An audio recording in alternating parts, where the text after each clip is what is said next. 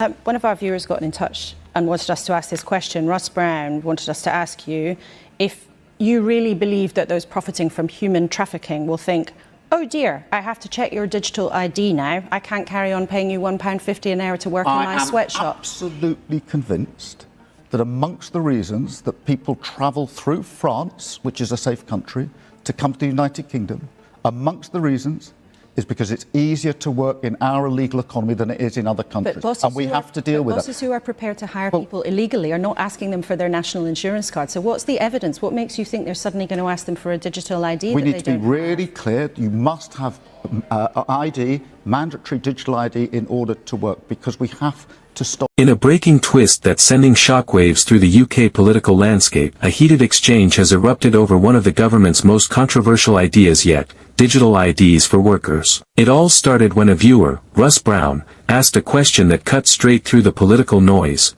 a question so sharp that even ministers struggled to answer. And tonight, we're diving deep into what was said, what wasn't said, and why this moment could reshape the entire debate around illegal migration, human trafficking, and Britain's underground economy. Any of the raids, we've massively increased the number of raids on working premises.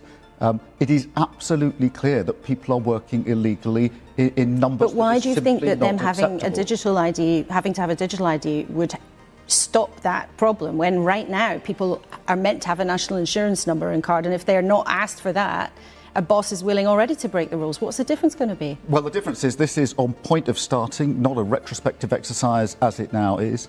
It is an automatic collection of the information by the government, so we need... During a tense interview, the minister was confronted with a blunt reality. Human traffickers and illegal employers are already breaking the law every single day. They hire vulnerable people, pay them cash in sweatshop conditions, and never ask for any documents. Not a passport, not a national insurance card, nothing. So Russ Brown's question hit hard. Why would these same people suddenly start checking a digital ID? And that's where the entire conversation took a dramatic turn. The minister insisted that illegal work is one of the main reasons people risk dangerous journeys through France, a safe country, just to reach the UK. According to him, the promise of under-the-table jobs, easy cash, and businesses willing to look the other way is fueling migration. But the interviewer didn't let him off the hook. If bosses are already ignoring the rules, ignoring paperwork, ignoring national insurance cards, what magical power would a digital ID suddenly have? The room went quiet, and the tension was unmistakable. Trying to regain control of the narrative, the minister pointed to the government's recent surge in workplace raids,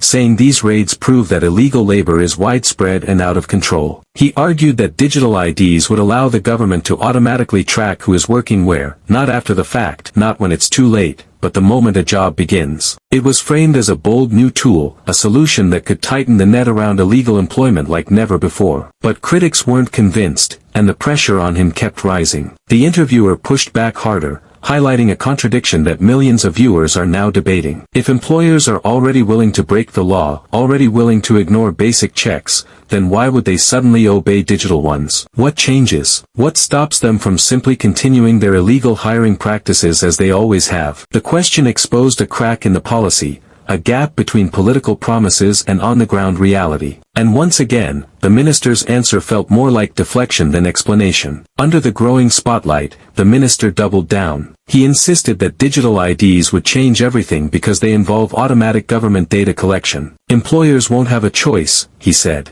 The system will monitor who is working in the country, when they start, and where they work. This, he claimed, would allow authorities to crack down faster and more effectively. But even as he spoke, the uncertainty lingered. Was this truly a powerful new system, or just another complex idea that sounds strong in interviews but struggles in real life? As the debate escalated, the minister reminded viewers that illegal workers are indeed a major attraction for migrants and that the UK must use every available tool to stop the flow. He framed digital IDs as a promise, a commitment, and even a moral duty. But critics argue that the government still hasn't provided solid evidence, a clear explanation, or any guarantee that digital IDs would succeed where current rules have already failed. And that's exactly why this confrontation has gone viral, because it raises a question the public desperately wants answered. And as this story continues, one thing is crystal clear: the fight over digital IDs is far from over. This clash exposed uncomfortable truths, unanswered questions,